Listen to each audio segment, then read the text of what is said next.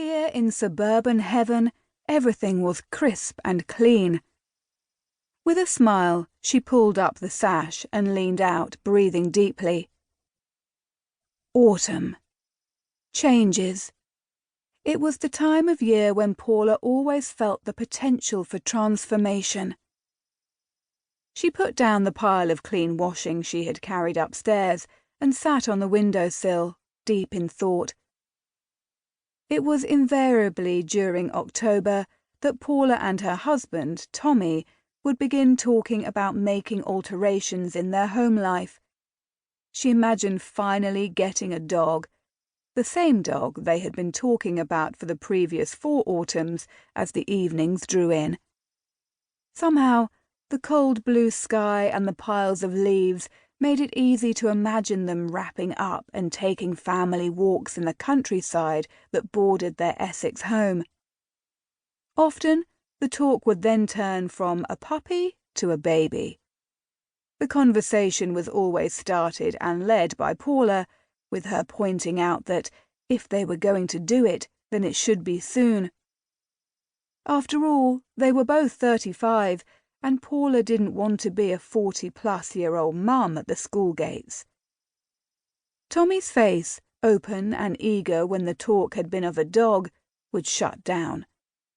Usually they would then argue, or he would.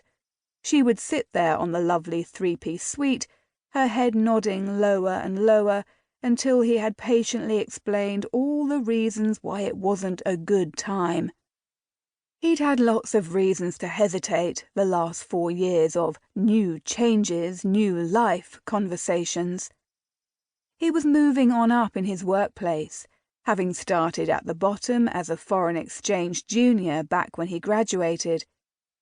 He ticked off every box every year, and the rewards came in annually. A car for each of them, Paula finally able to quit her job and practice becoming a stay-at-home mum. 2 years ago had come the biggest bonus so far, the 5-bedroom, 3-story townhouse in the new Wickford development of Riverside. Views of the River Crouch out the back, meadows and wooded areas at the front, and just a 40-minute commute to London for Tommy. It was perfect. It was a home too big for 2, and Paula had moved in with a sense of positivity and hope for the future. But that January, just like the ones before, there was a promotion on the table, and once again it wasn't the time to start a family. Inevitably they would leave it there, Tommy full of promises to pick up the conversation again towards Christmas. But the next year there would be another reason, another job that had opened up, another box he had to tick as he rocketed towards the top. Not the best time. Maybe next year. She appreciated that she didn't understand how hard his work was. Not really. After all, she had all the time in the world.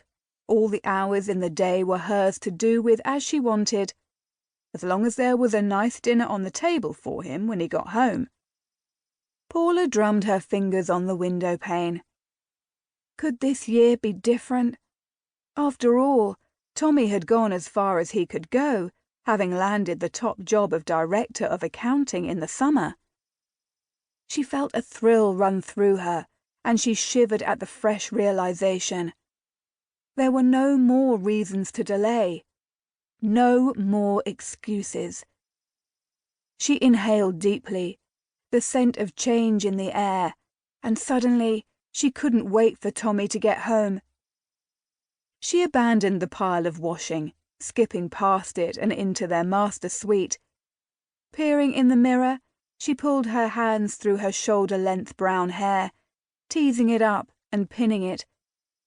Quickly, she moved over to her wardrobe and flicked through the hangers. She would make an effort tonight. After 10 years of marriage, it was important to keep things good for her husband, who worked all the hours. She would nip down to the butcher's on the high street and buy a couple of nice steaks for dinner. Candles and wine.